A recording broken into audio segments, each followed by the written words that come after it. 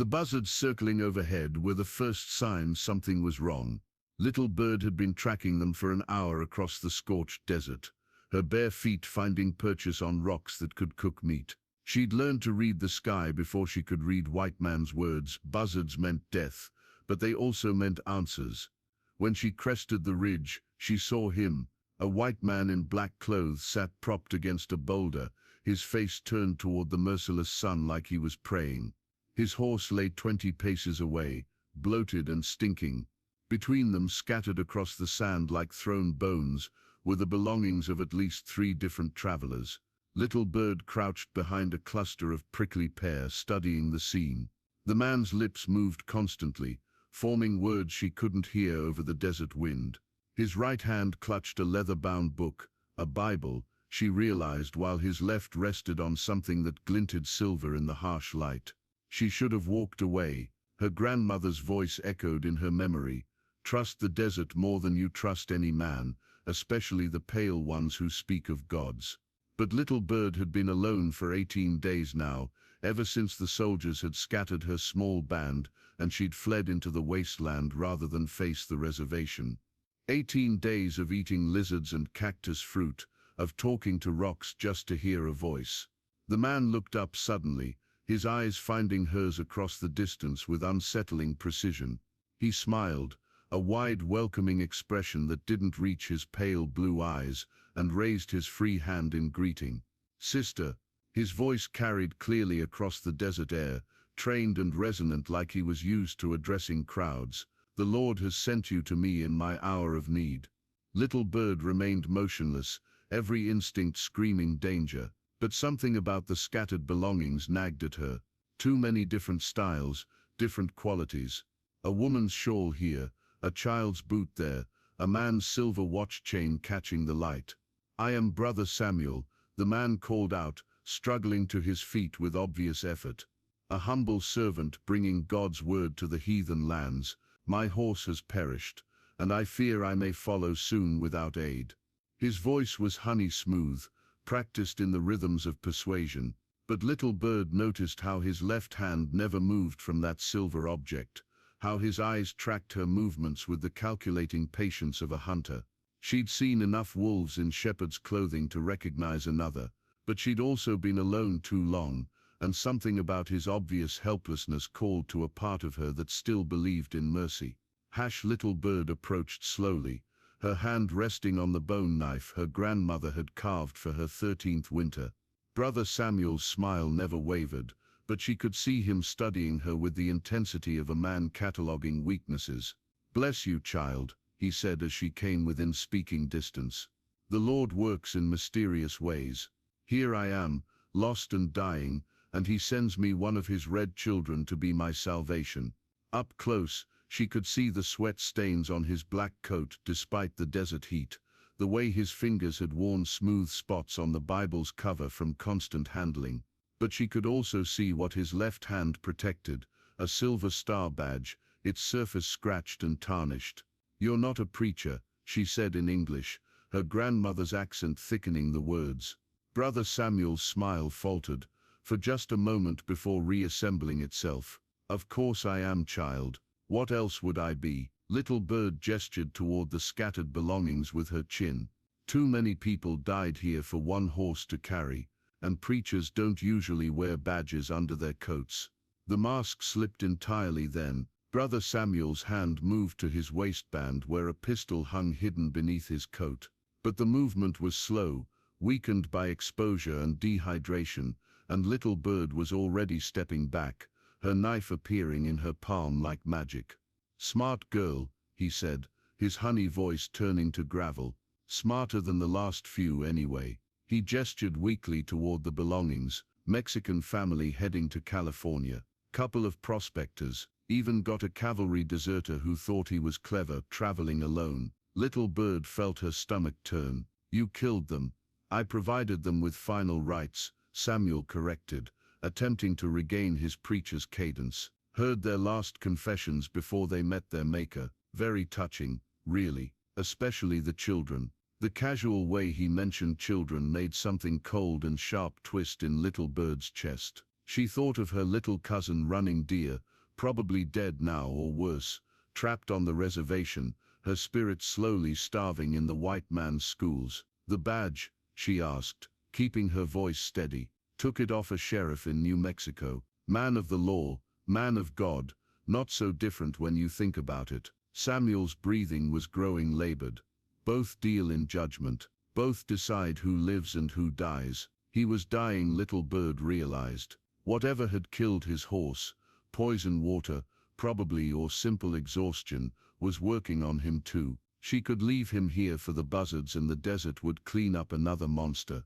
Justice served without blood on her hands. But something else caught her attention. Tied to his belt, barely visible beneath his coat, was a small leather bag. She recognized the beadwork immediately. Comanche, from the northern bands, her people. "Where did you get that?" The words came out sharper than she intended. Samuel followed her gaze and chuckled weakly. "Souvenir from a family I ministered to last month. Sweet little thing, about your age. Very devout." The desert wind shifted, carrying with it the distant sound of hoofbeats, multiple horses moving fast across hard pack. Little Bird's head snapped toward the sound, her body already calculating escape routes. But Samuel heard it too, and his dying eyes suddenly blazed with renewed hope.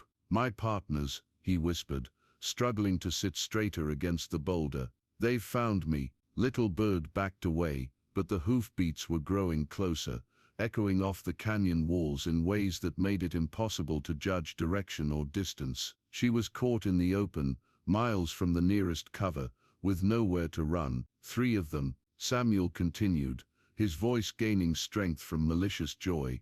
"Good Christian men, just like me. They've been following my trail for days, looking for their lost shepherd." The riders appeared on the ridge like ravens against the white-hot sky, 3 men in dark clothes, their faces hidden beneath hat brims, but their intentions clear in the way they spread out, cutting off retreat paths with military precision.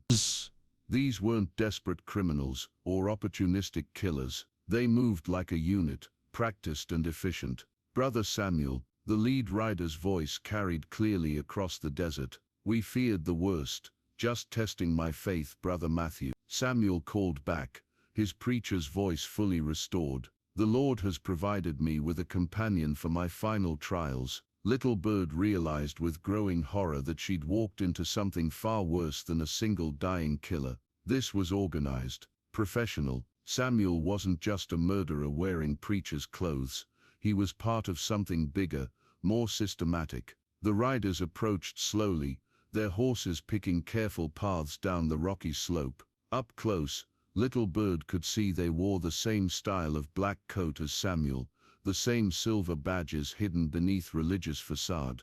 But where Samuel looked weakened by the desert, these men looked fresh, well-fed, purposeful. "Sister Little Bird," Samuel said, speaking her name like he'd known it all along, "meet my fellow servants. We've been spreading the gospel across the territory for months now, bringing salvation to the lost and wayward." The lead rider dismounted with fluid grace, his pale eyes taking in the scene with calculating intelligence. He was younger than Samuel, maybe 30, with the kind of lean strength that came from years of hard living. When he smiled, Little Bird saw death dancing behind his teeth.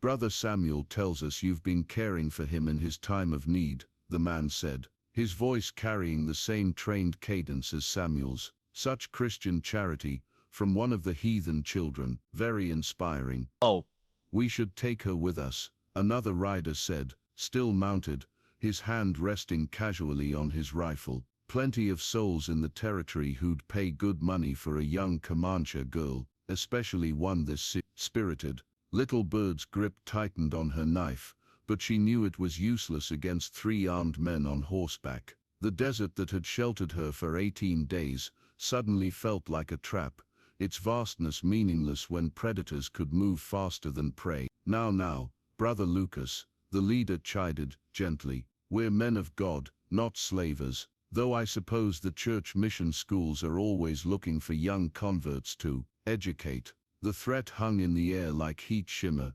distorting everything into nightmare shapes. Let me see what she took from me first. Samuel wheezed, pointing toward the leather bag at his belt. Little thief grabbed it while I was dying. Little bird hadn't touched anything, but Brother Matthew moved toward Samuel with practiced efficiency, checking the bag's contents. When he opened it, his expression shifted from casual interest to sharp attention. This is Comanche work, he said, studying the beadwork with the eye of someone who'd seen plenty. Recent, too. Where did you get this, Brother Samuel? Samuel's face took on the dreamy expression of a man reliving pleasant memories. Family camped by Willow Creek. Father, mother, 3 children. The girl maybe 16. She made this for her baby sister. Touching, really, how she kept beading even after we started the evening service. Oh.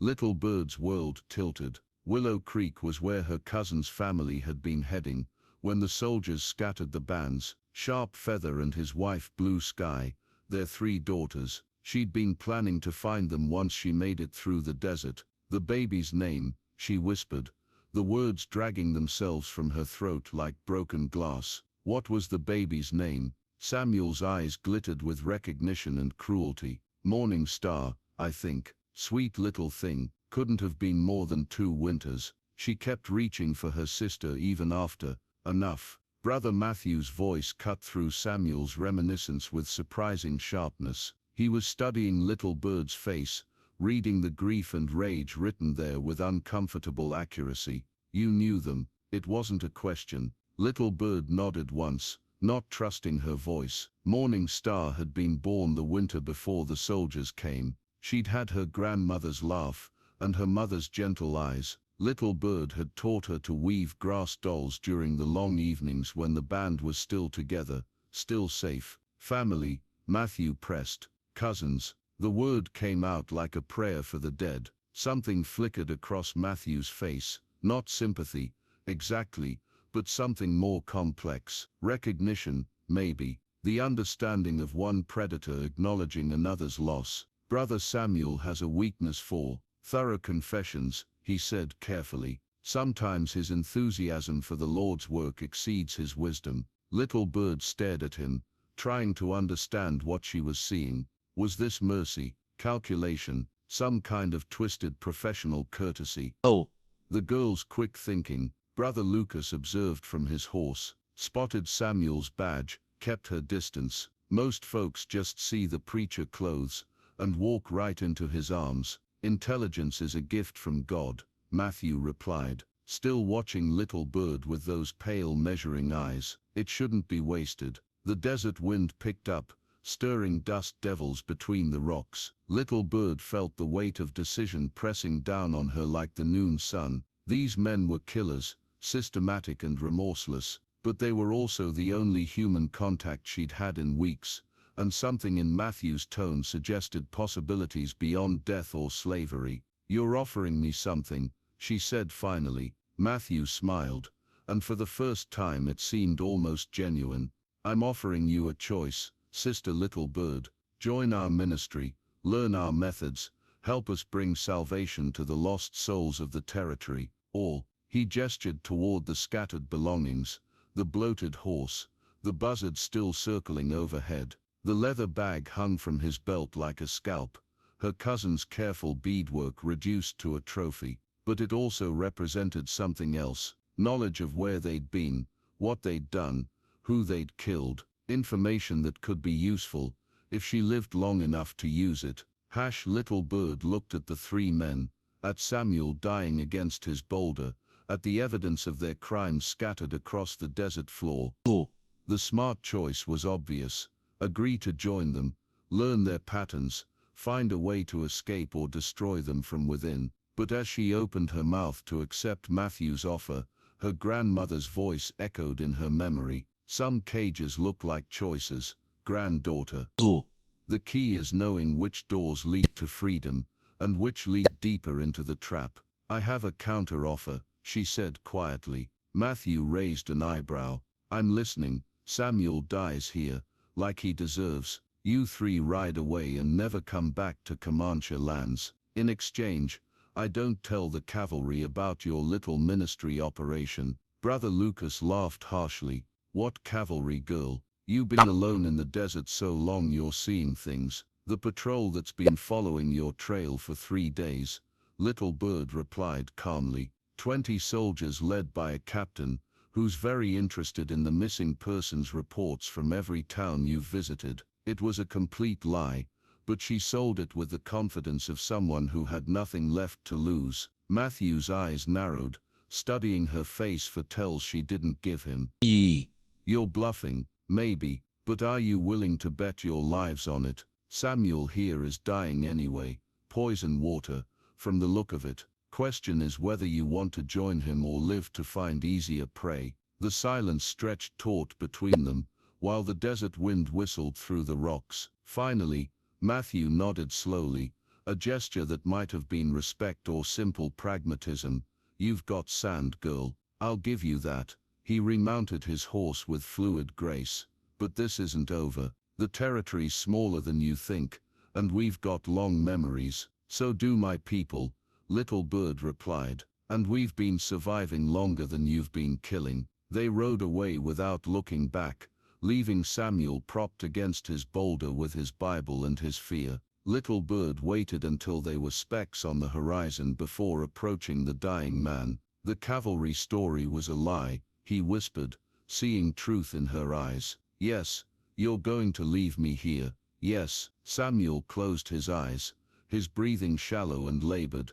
At least tell me why. Why not just kill me quick? Little Bird knelt beside him, close enough to see the sweat beading on his forehead, the cracked lips, the fear finally replacing the cruelty in his pale eyes. Because Morning Star was 2 years old, she said softly, and the desert has been waiting for you longer than I have. She took the leather bag from his belt, feeling the careful stitches her cousin had made during their last peaceful winter. Then she walked away, leaving Samuel to face the judgment of sun and stone and time. Years later, when Little Bird had become a legend among her people, the woman who walked out of the desert and brought word of the false preachers to every band, every settlement, every cavalry post that would listen, she would remember this day, not as the moment she chose mercy or vengeance, but as the day she learned the difference between justice and survival. The buzzards were already descending as she disappeared into the shimmering heat, carrying her cousin's memory toward home.